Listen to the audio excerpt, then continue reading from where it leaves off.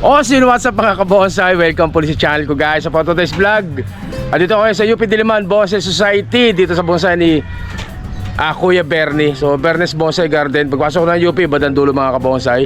Dahil meron pa tayong bonsai for sale. So merong i-out na bonsai si Kuya Bernie. So ito ay package ng 10 bonsai po ito. 10 bonsai sa halagang mamaya nyo na malalaman mga kabonsai. So yun guys, wag natin patigal na pasok ng intro o kaya intro. Pasok!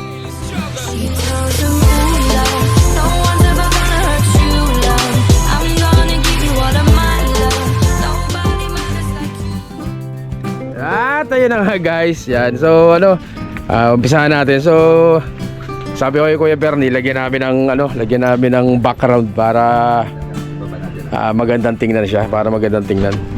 Yan. Dito para dalawa. Ano natin? Yan, para dalawa na. Yan, ayos yan. Yan. So unahin natin dito sa okay na yan. Para makita lang na nakitang-kita ng mga viewers natin, mga subscriber natin. Ang gandang tingnan, no? Ang gandang tingnan sa vlog pag nakaganito.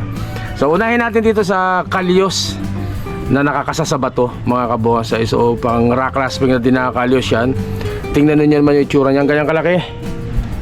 Tapos ganyan kalaki yung katawan o yung trunk ng natin. Ating kalyos mga kabonsai na naka cascading, super cascade na kalyos mga kabonsai. So kasama po ito sa kasama ito yung number 1 natin. So kalyos po ito mga kabonsai. Kasama po sa package yan guys, yung kalyos na yan. Yan, itsura para makita ninyo ano. Yan, ibabaw niya. Yan. Tapos naka limestone syempre yan mga kabonsai. Naka plate na rin po yan guys. So kumbaga i-display nyo na lang guys. Yan, kalyos po, kalyos. So next natin itong hibiscus Taiwan naman to. So ganun pa rin, nakakasa pa rin sa bato. Naka rock clasping pa rin siya. So syempre cascading pa rin, pa-cascade pa rin yan. So limestone din ang ginamit na bato dyan mga kabonsai. Naka plate pa rin. So ayan po ang itsura niya. So ang lilit na lang daw, no? Tingnan ko kasi laki na lang ng kuko. Ano? So ang hibiscus pag lagi kinakalbo, talagang lumilit ang daon niyan guys. Pero pag pinabayaan nyo yan, pag naka-wild dyan, sobrang laki ng daon niyan guys. So ayan po ang itsura niya. Cascading po. Cascading na hibiscus Taiwan na nakakasa sa bato. So ayan po yung pangalawa. Tingnan yung ugat nyo. Ayan o. Yan po yung pangalawa natin mga kabonsai. Yan. So ito, sunod ulit. Yan, yung ating ating katulong ni Kuya Bernie paglalatag ng background natin. Yan, so pangatlo natin. Ganun pa rin, kalyos pa rin yan mga kabonsai. Kalyos pa rin, nakakasa pa rin sa bato. Pang rock clasping na kalyos. So limestone din po ang ginamit dito. So yan ang itsura nyo. Kita nyo, naka-clouding na, naka-padding na rin po yan mga kabonsai. Ganun din, naka-plate na rin po yan guys. Ano? Kaway muna sa vlog. Nahiya bigla na kahubad eh. So ayan po guys, pangatlo. Kalyos. Pangatlo. Kalyos natin na naka-rock clasping. Ayan ang itsura nyo. Yun. Napakaangas. Di-display nyo na lang po. Next natin 10 piraso po ito mga kabose itong napakagandang napakagandang tawag dito, Yang Batangas. Yan. Yan nyo naman ang itsura nyan. So naka-padding na rin yan, naka-clouding na rin yan. Kumbaga parang naka-pom-poms na yung tawag nila dyan mga kabose. Tapos medyo naka-slanty ng konti. Napakaganda So ganyan kalaki. Kasama po ito sa 10 mga kabonsai. So ayan mga sanga nyo.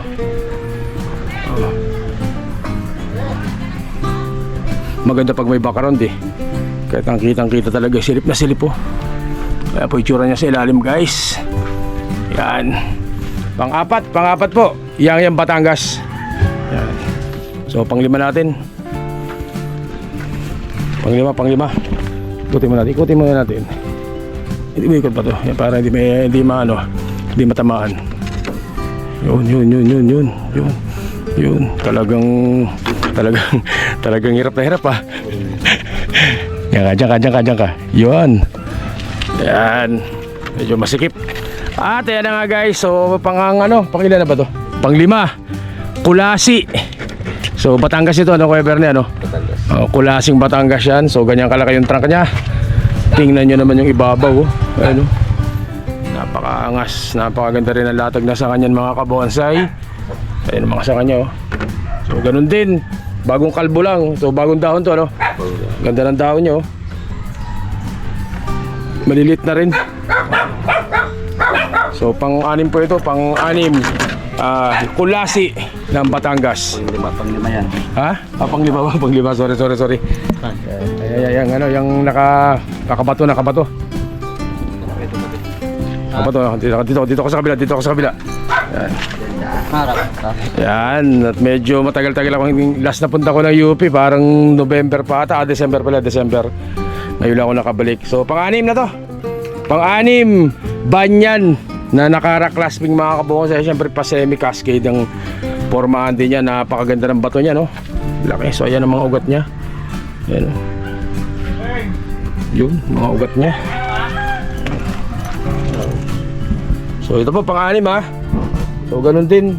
Yung iba bagong kalbo rin po yung mga kabonsai. Pasilip natin yung ilalim para makita ninyo yung latag ng sanga niyan, guys. Yan. So ano po, ha, Banyan na naka rock clasping mga kabonsai. Pang-anim natin to. Kasama sa package po yan. So natin pampito. Kasi yung pampito yan, kita ba? Kita ba yung pampito? Oh, baliktad. Ikot.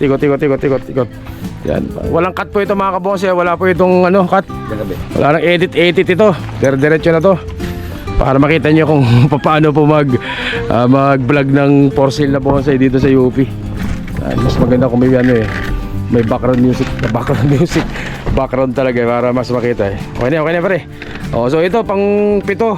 Yang Batangas pa rin mga kabonsai. Ganyang kalaki. Tingnan nyo naman ang itsura. Ayun, silip na silip hanggang sa likod.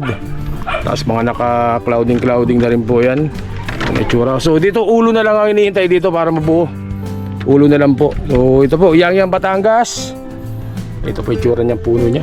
Yung ilalim, pakita natin para makita nyo mga kabonsai. At yung ibabaw niya. So ayan po, pampito. Yang Batangas. Yun. Next. So, dito ako. Yan. So ganyan po video ng mga for sale na bonsai. Yan. Mas maganda pag may background para mas makita ninyo mga kabonsai. Yun, ang ganda ng forma. At ito naman po, yang Batangas pa rin mga kabonsai. So ganyan naman siyang kalaki. At ganun pa rin. So yung ulo nito pinapakapal na lang. Pero naka-padding na rin, naka-clouding na rin po yan. Naka-pom-poms na rin.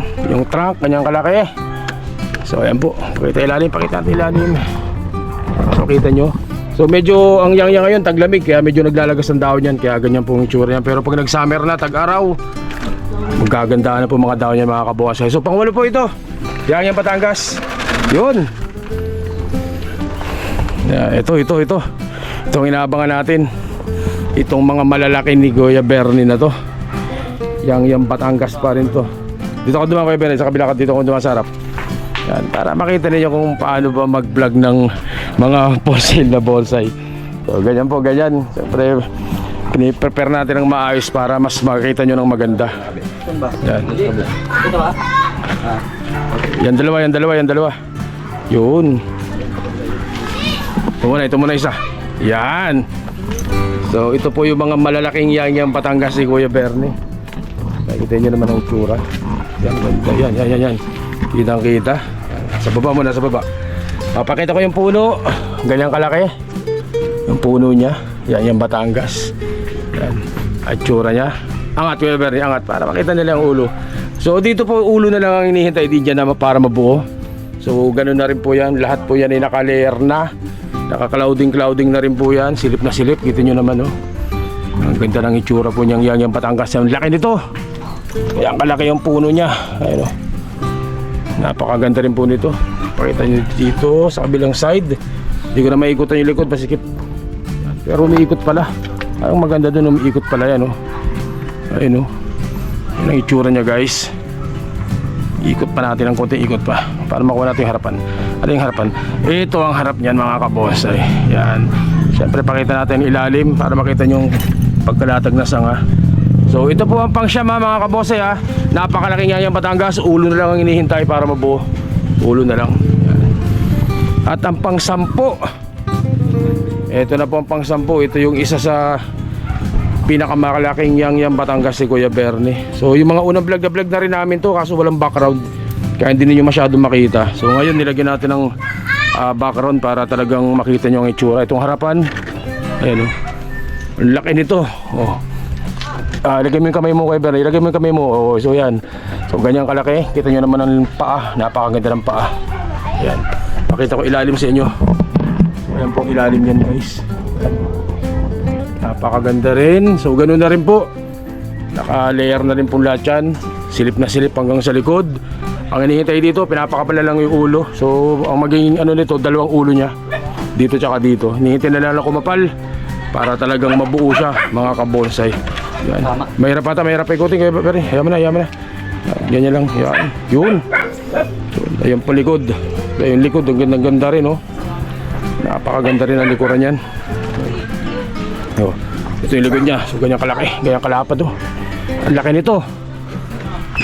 Ang laki nito. Balik mo na sa harap, Kuya Bernie. Balik mo na sa harap yan. Yan. So yan po, kasama sa pang-sampo.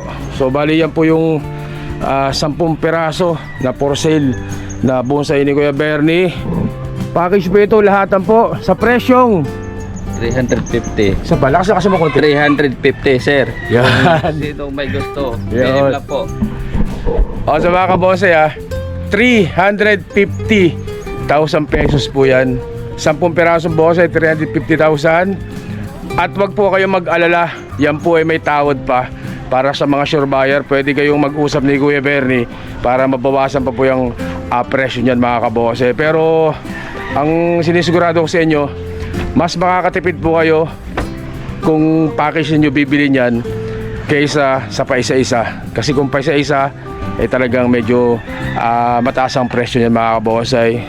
Pero kung package 350, may bawas pa. Kuya Bernie, may bawas pa no? May bawas pa po yun, sir. Yan. Bilhin lang po kung sino may gusto sa inyo po. Punta lang po sa akin dito at may number naman po dyan. Ilagay ni Pare Owel sa Likod, sa dulo ng video. Yan. So ilalagay ko po yung Facebook ni Kuya Bernie tsaka yung cellphone number niya para makapag-usap kayo. Mag-PM kayo sa kanya, mag-message kayo sa akin, mag-message kayo sa baba sa ilalim ng video na ito mga kabonsay. Sa Owel TV Mix Vlog natin na YouTube channel, syempre sa Facebook na Owel TV Mix Vlog din. Mag-PM lang po kayo mga kabonsay. Awesome guys! Pang landscape po yan. Pwede pang landscape 10 piraso. Yan, sa mga baka may mga kabonsay tayo naghahanap ng mga halaman pang landscape ng bonsai. Ito po, talagang ito po ay napakagandang mga bonsai. Halos buo na po itong lahat. Yung iba, yung mga ulo na lang ang binubuo, pero yung iba talagang latag na latag. Napakaganda na po ng mga itsura mga kabonsai. So yun guys, hanggang dito lang po muna. Stay safe at syempre, God bless po mga kabonsai. Mag-PM lang po kayo sa lahat ng may gusto ng mga bonsai na to. PM lang po kayo sa akin at saka kay Kuya Bernie. Yun.